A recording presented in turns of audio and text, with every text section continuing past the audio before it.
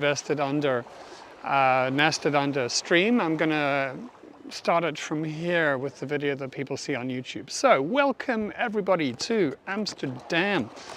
And we're doing detailed Amsterdam number 47 today, and we're on the Keizersgracht.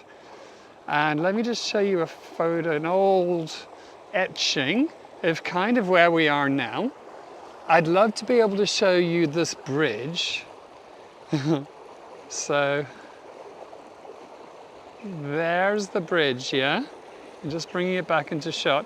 I'd love to show you the bridge and the buildings at the same time. I just have this in the way, which is just how it goes sometimes. But I love this old etching. And, no, I love it, but I'd like to get it off screen. There we go. Okay, so we're on the Keizersgracht. And that was a picture of the entrance over here that I'm going to talk about in just a moment. But before we get there, I want to have a look at this lovely building here. It's called South Holland, and it's from the early 1900s. And it's got really lovely little sort of Art Nouveau details on it. It's part of the Dillon Hotel now, which stretches over quite a few buildings. So here we go now with the entrance here. So I'm going to be talking about this a bit and sort of hovering around here a little. In 1617, there was a guy called Samuel Coster. He was a doctor, and he was an amateur poet, and he had a friend called Brederode, who was actually a famous Dutch poet. And they decided they wanted to start something called the Nederlandse Academie, so the Dutch Academy. And the idea was that they wanted to perform theatre in Dutch because it is such a magnificent and poetic language, which makes a whole lot of sense, why not? And at first they built a little wooden shed and in which to perform. But soon a very beautiful theatre was designed and built by Jacob van Kampen. Now he's the architect who built the City Hall in Amsterdam, that's now the Palace on Dam Square. And the theatre was opened in 1638 and it closed in 1664. Now, Van Kampen based his design on Vitruvius's description of a classical Roman theatre, and here's a photograph of that. So this is what Vitruvius described, and you can see a wooden panelled interior with colossal, so spanning 2 floors, colossal Corinthian pilasters. And just to look the other way, away from the audience, looking to the stage. This is what we have now. So this is the stage, and what Van Kampen did actually is he based this design on the interior of the Teatro Olimpico in Vicenza, and that was designed by Vincenzo Scamozzi, and Scamozzi was such a huge inspiration to Van Kampen. Anyway, the first play that was performed in this theatre, with it's actually its first performance ever, was a very, very important play to Amsterdam's history, and it's called Gijsbrecht van Amstel, and it was written by the famous poet Joost van der Vondel, who even was so famous he even had a park named after him. I mean, that really is sort of you've arrived when you get a park named after you. I'm just going to spin around slowly so you're not looking at the same thing the whole time while I'm talking. So he wrote the play for this theatre. And then in 1664, that's when the theatre closed, remember. It was too small. So it was remodeled, and it was extended by Philip, or they in Dutch say Philips Wingboons. Now he was an architect. We're going to see a beautiful house of his a bit later in this tour. But he increased the size by about double, and he sort of styled it in the modern, for the time, Baroque style. So here's a picture of what Wingbones did to the interior of the theatre. So quite an upgrade, really. And this theatre it was very like all sort of mod cons. It had various sets that were made, sort of standard sets they could use for all sorts of different performances. It had state-of-the-art machinery backstage, and very, very, very tragically, like so many buildings, it burnt down. And it was also actually during a performance in 1772. So here are two records of that. Here's an etching of that. The flames starting during the performance. And this is from outside. 18 people lost their lives in the blaze. So, I mean, it's crazy to think about.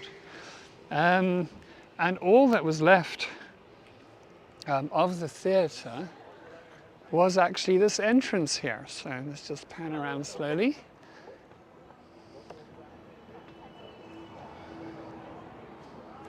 Okay. So this is the entrance by Wingbones. And if you look up at the top here, and just zoom in, it actually says up there, it says Schouwburg. Now, Schouwburg means theatre in Dutch today, but the word was actually invented. It was created. It didn't exist before. It was created for this specific theatre. And that was by van de Vondel. And that comes from the word schouwen, to inspect, and berg means like a hill or a mountain. So you can put that together and we can get a theatre with the stage. And also by van de Vondel underneath, it says in Dutch, de wereld is een speeltoneel, elk speelt zijn rol en krijgt zijn deel. What that means is the world is a stage and each plays his role and gets his share. This is one of the very few times when something actually really sounds better in Dutch. Okay. Now, after this theatre burned down, it was taken over by the Roman Catholic Poor Office.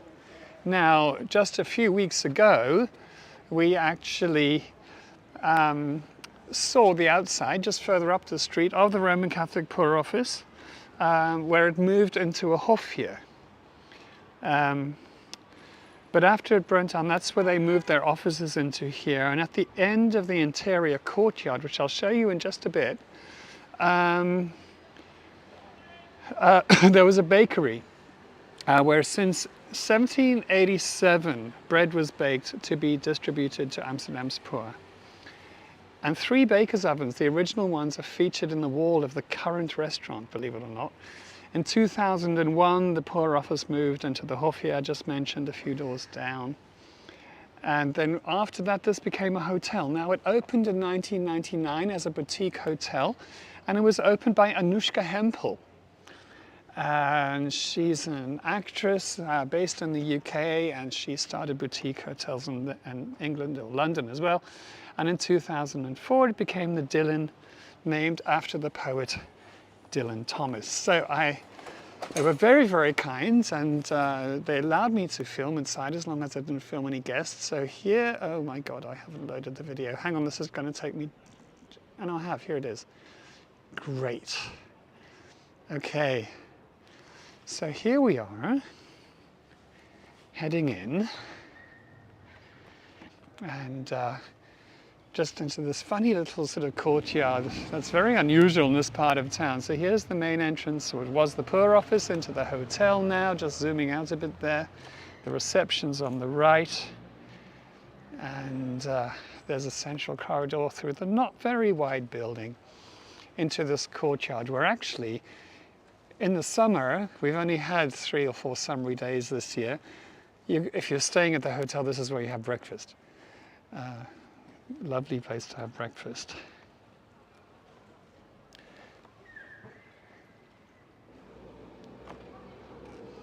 Now, at the end here, this is where the bakery was for the Poor Office, and you can see some text above here. I'm just going to zoom in on it, and this says, "The once devastated stage place of poetry, now a bakery for thee, oh needy one. This is just cutting back opposite the reception to a very nice little sitting area, and then a brasserie and a bar, breakfast area. And now we're going into this very special place, Winkels, which is a 2-star Michelin restaurant. And if you look there to the left, there are the baker's ovens. I think there's really this remarkable sort of irony that this was the poor office baking bread for the poor, and now it's adorning the walls of a two Michelin-starred restaurant. I looked at the menu today. It was 195 euros for the chef's choice tasting menu, and then 15 euros per glass of wine. So I'm not going to be rushing there anytime soon, but I'm sure it is absolutely brilliant if you can afford it. Right, now I do this magic trick of leaping through glass into the inner courtyard. Voila! And walking back towards the reception, and there's some more text above the door, very unusual. This text here. Look at the lovely Doric columns and the triglyphs and what have you. The text says, "Behold anew, a house where the blithe offspring of toil still comforts you in your wretchedness." Whatever that means. I actually don't know what that means. So let me just get the video off screen. There we go. I have no idea what that means. There's certainly no wretchedness here anymore. The hotel has 41 exquisite rooms and suites as well. And if you look in Maya and Lee's Facebook group, I actually posted the hotel brochure today. It's brilliant. So there you go. And as Leonie, I saw a couple of your comments coming through. It's so nice to see them. It's so weird not having comments. Oh, actually, I'm trying to decide, 17 minutes in. I did want to just show you something here. Somebody either really likes flying first class, or they, where is it? Here. Really likes flying first class, or they just buy their Delft Blue houses from second-hand shops. But how's that for a collection of Delft Blue houses? And let me just have a look, because we're going to talk about one a bit later, and I don't actually see it there. Anyway, I thought that was a pretty grand collection. Now, I decide I'm going to head up to the bridge and then cross over and carry on with the info. So you just get a bit of a break now from me talking constantly. Enjoy the view.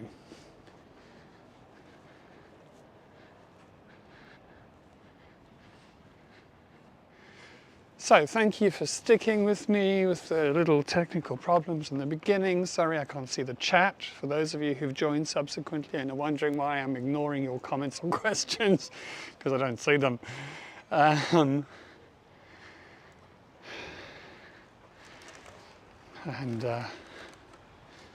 These are the buildings we're going to be talking about. One's opposite here, just a bit.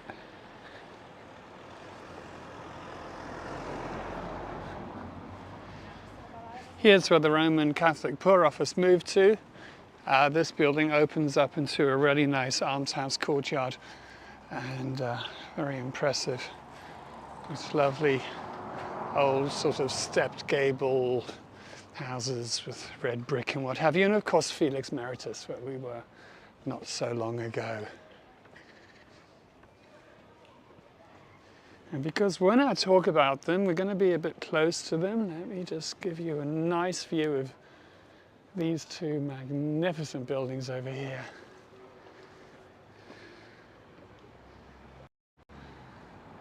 So these are the two. This is 317 and 319. And just going to zoom in on this for you from here, try and get you a good... I've got photos to share that I took with a better camera and zoomed in, but as you can see there's a cornice gable up there, and there's nymphs on either side, and some stuff in the middle. And then this is the next one we're going to talk about, and this is actually a house designed by Vingbones, so the same architects who made the theatre that burnt down. And you can really see, you know, that similar style. You can see just from the gate that's left that it was somebody kind of really did with this building here. Beautiful. Okay.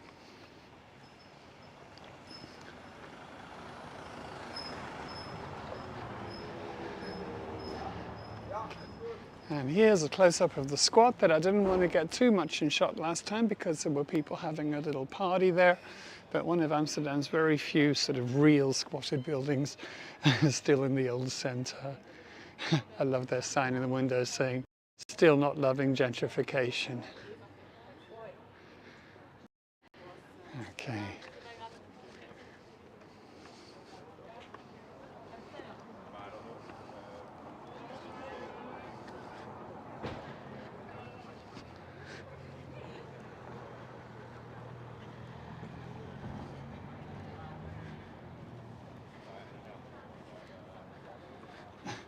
Gosh, as I walk through somebody's photo shoot.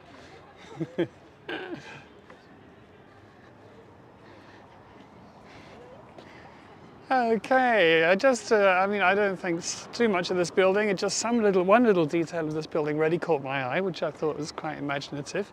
Early 1900s building. Look at their take on an Ionian capital at the top of a pilaster. So these volutes here, oops, just over there. You know what they're screaming out for, don't you? They're screaming out for googly eyes, because this looks so much like a grumpy mouth at the bottom of it, don't you think? I wonder if anyone would suspect me if I did that during the night. And yeah, the blue scaffold. There's such an interesting building behind. And I was kind of hoping, because I've not done anything for a few weeks, I really kept on hoping that the scaffold would come down, but it just wasn't to be. So maybe I'll come back to it at some point. But I can show you the lovely door. Somebody drove their Porsche through here the other day. It leads through to a garage.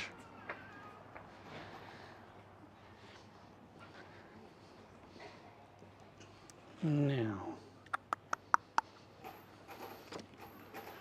let's carry on with the info. Look, there's kind of I got my own personal private cage. Just pop in here, out of everyone's way.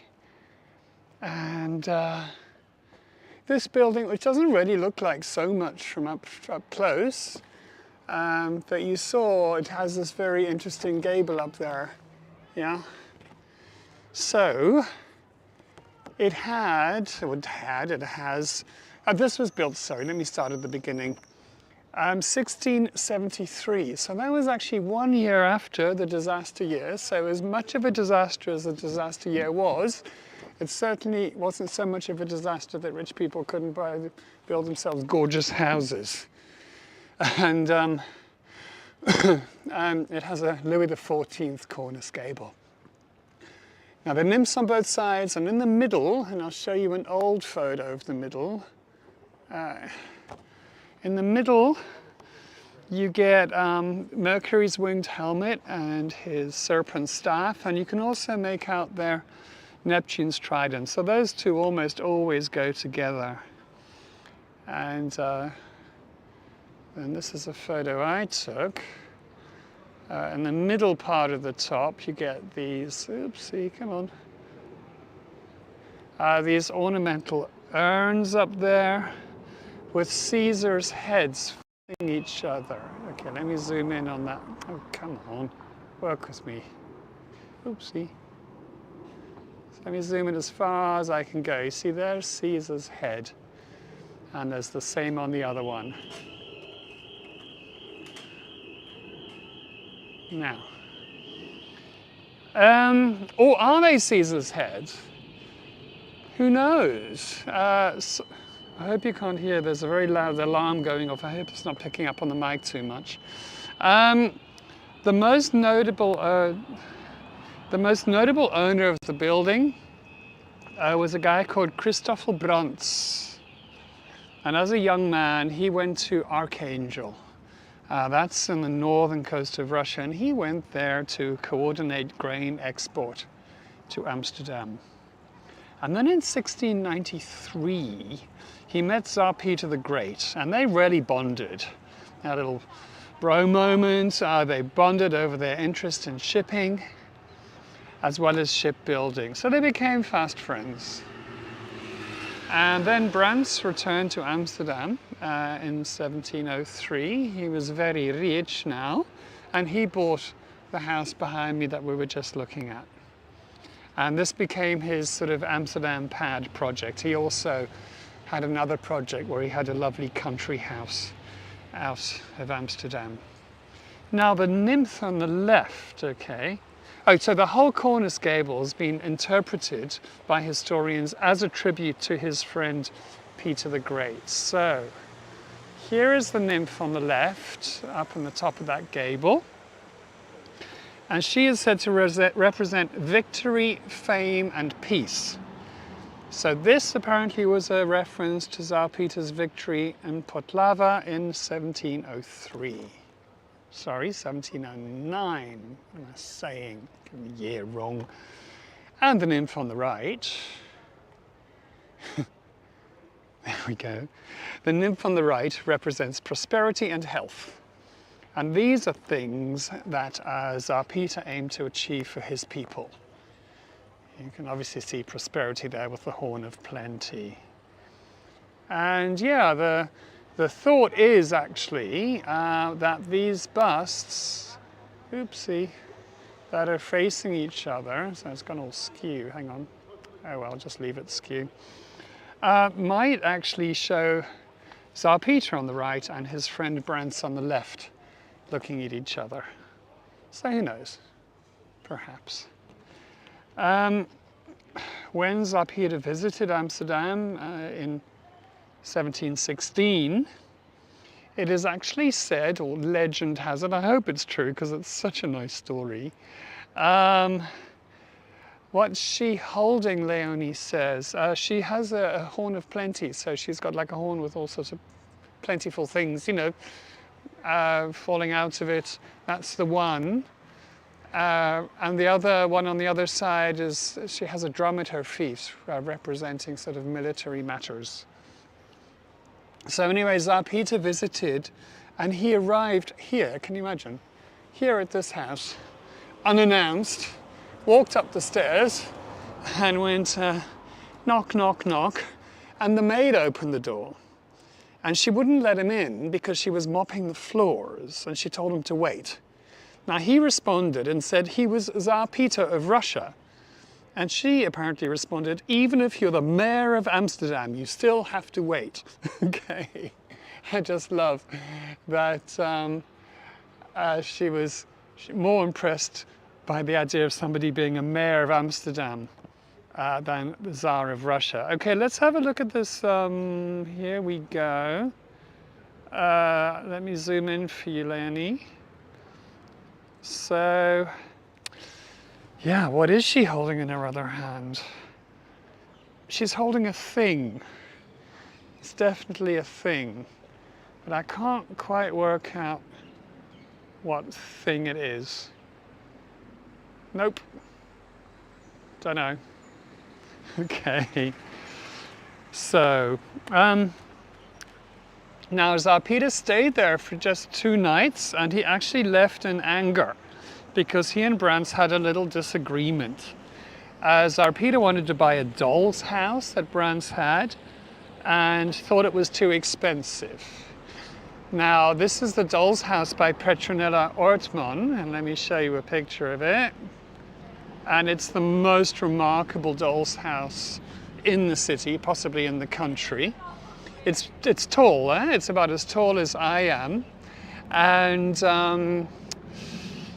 everything in that thing was bespoke. It was made, you accept thing, great to know. Thanks, Susan, and thanks, Leonie. Everything in the doll's house was made bespoke to the most perfect scale. All those little blue china plates in the bottom left-hand thing were made in China. all the details in all the rooms, the Arcadian landscape, the lying-in room. I mean, it's just phenomenal. And the cabinet, okay, this doesn't sit well with us nowadays, but you have to understand it was the 1600s. The cabinet is made out of tortoise shell and tin inlay. Mind-boggling. Anyway, Tsar Peter was saying, oh, it's too expensive, and his friend was like, oh, come on, you can afford it. Anyway, he left in a huff and a strop, and he went and stayed somewhere else. But anyway, not to bear grudges, what Tsar Peter did in 1717, so just a year later when he was still here, is he appointed Brunt as his Amsterdam ambassador and elevated him to the Russian nobility. And he could from then on style himself as Van Brunts, Van Brunts. And not only that, he could add imperial nobleman, advisor and delegate of His Most Imperial Majesty of all Russia, which is quite a lot really to fit on a business card. I've got some interior shots of the house. Here we go, because it is pretty damn impressive, as you would expect. And you can't have a grand house without having a lovely garden, and you can't have a lovely garden without having a summer house. So here's the summer house that he had built. And yeah, that's with a sandstone facade and statues of Apollo and Diana. Now, Brunt's never married, and much of his fortune went on creating an almshouse courtyard called the Van Brandt's Rushofje, so the Van Brandt's Russian Hofje. He was certainly something of a Russophile. And that provided accommodation for about 50 Lutheran women. So welcome, I see there's more people on board. I can't see the chat, just so you know, there's something malfunctioning, but I'm glad you can all chat to each other. If you're enjoying this and you could like it, I do appreciate that. YouTube likes that, okay. And yeah, thanks for being here. Okay, then we get this remarkable building, and just a little bit, so I'm not in the same spot the whole time, I'll do it from a different angle. Oh, the building here, by the way, this one is called de Wildeman, which means the savage. Savage as in like a wild man living in the forests of Europe, something like that. And then we get this one, Waving Bones. A bit too close to it, but let's have a look at some of the details here. Actually, you know, the way he designed it originally is that you used to have the stairway, the door here, so the stairs were central. But you know, things get changed a lot over the centuries, and I think it's quite sensible, really. They put the door on this side and had a corridor, and then had a bigger room there. I don't know what he was thinking, but probably symmetry, you know, because symmetry was so important in classical architecture. So, let's try and get that ugly, ugly blue scaffolding out of shot. So this is Kaisersgracht, number 319, and it's Dutch classicism in its style, and it's made from Bentheim sandstone. Okay. Foliage in the way. It has what's called a raised neck gable. Kind of see it up there with the triangular pediment. And then it has these pilasters. It has Doric ones over there. There, Doric. And actually Tuscan pilasters here, which is slightly more unusual. We don't bump into those so often in Amsterdam. And it's just an absolute riot, you know. There's all sorts of stuff. There's festoons and claw pieces and ornamental vases and l'œil de boeuf. There's all the kind of bullseye windows up there just above the pediments on either side. And what Vingbones managed to do is he actually managed to make a very beautiful, coherent classical design on actually a very narrow canal house. When I say narrow, it's not necessarily narrow compared to other canal houses, but it was certainly narrow compared to villas in Italy, you know, where this style of architecture was perfected. He did a great job, and to do this he actually altered some of the traditional ratios that you're meant to have with the different orders. So that's how he got around it. Now, one thing that fascinates me is that this house is made out of Bentheim sandstone, right? And that is the same kind of stone that the Tripp House and the Royal Palace on Dam Square made out of. And they are filthy dirty, like really something of an eyesore to look at. Now this has been painted a lot over the centuries. It was actually referred to as the White House for a long time because, a century or so ago, they painted it white. And then the owners went for a much more natural kind of paint color that actually copied or emulated or tried to recreate the color of Bentheim sandstone. And they've done a remarkable, wonderful job. It's just been renovated again. So this is what they could actually do to the Royal Palace on Dam Square and to the Tripp House, as they could paint it. My concern always with painting is that it just becomes too monotone and it looks awful, but this looks brilliant. And it has been painted again and again and again. So, a remarkable and a lovely, lovely house. The interior is absolutely, absolutely stunning. I just can't find any copyright-free photographs of it. There's a wonderful oval staircase, a lot of stucco plasterwork. There's a room with Arcadian scenes painted around the walls, as was so fashionable at the time. And actually some corner paintings by Johann de Witt. So those are the ready 3D little paintings of putti or Amor or Cupids or whatever you want to call them.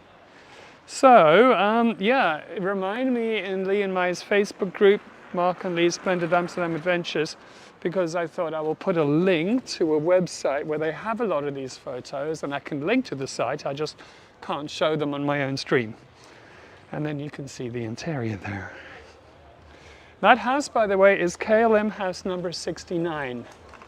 I found that out a little bit too late in my research because it's actually very, very, very interesting. There's other interesting things about it, but it was getting late because, you know, I did these things really last minute and I couldn't incorporate that.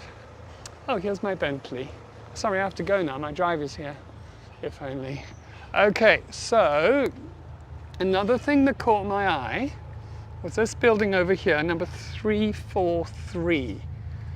There's nothing I can really find out about it that's particularly remarkable. You know, there's no great history to it and the resources I use, but what caught my eye were the consoles up here and the incredible detail. And check this out. It's just mind-boggling to me, you know. Certainly having renovated some buildings and what have you, when you just see the level of detail there. Those consoles with all the detail, there's like an arrow and dart pattern, there's the dentals, there's a lion at the bottom of the console. It's just phenomenal, and it's so beautifully, beautifully, beautifully executed. Must have cost a fortune. Right, what else have we got? Somewhere is a beautiful. Okay. Let me just get the numbers right. That's 343. Oh, if I walk past it. 343. 329 is, let's go back a bit. Oh yeah, here it is. I walked straight past it. We don't have a lot of Art Nouveau in Amsterdam, and when we do have Art Nouveau, it's often Jugendstil. And then here is some very beautiful sort of Art Nouveau, sort of whiplash, random whiplash details over here. So with the balcony up there, and then the doorway here. I'm just going to be careful this isn't somebody's home. Check out the gate here.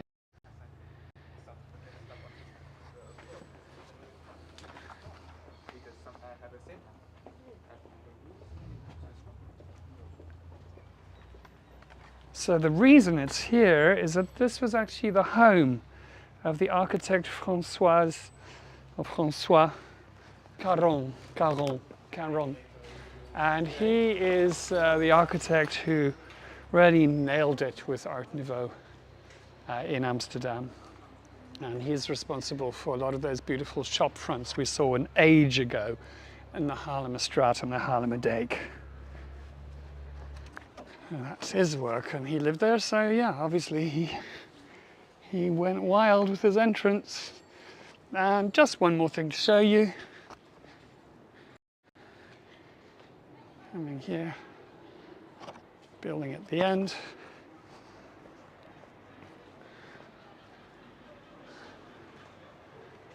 Oh, here we go.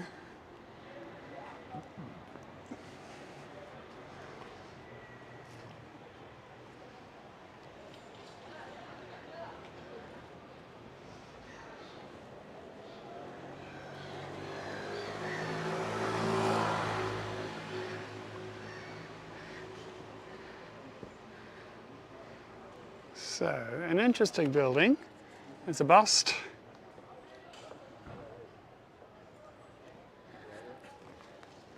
And this is probably, Marlene, they're very strict. Yeah, sure, this whole canal belt is now a World Heritage Site, so you're not allowed to change anything, nothing new, for now and forever. So yeah, it's very strict now. But there were lots of crimes committed in the 80s. So this is probably a self-portrait by Anthony Turk, a sculptor who lived here in 1717. He tore down the previous house and he built this one. It has a very unusual gable. It's like a fusion between a cornice gable. It's flat with those triglyphs on it, and then it's got sort of like a raised neck gable above it, so it's like a merger of two. And then there's this really lovely sort of Louis XIV detail around this window on both sides. So beautiful, beautiful little building. And let me show it to you from the bridge, actually.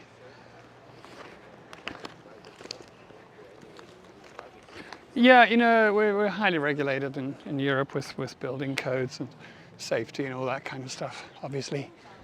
There haven't been any major fires in the city in living memory, really. The occasional building here or there, but that's it. Oh, we can't see that building, there's a tree in the way. But anyway, here we are. So, thank you so much for joining. Let me show you what I look like for those of you maybe don't know. Here we are. So thanks for joining.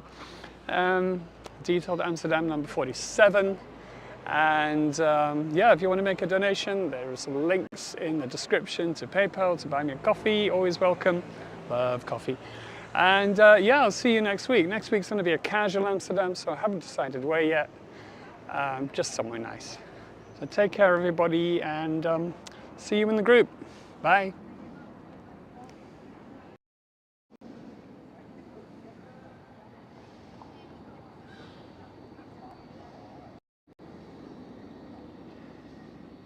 Try and get rid of all the scaffold. Thank you so much, Leonie, for all the relaying of messages. Cool. Take care, everybody. Bye-bye.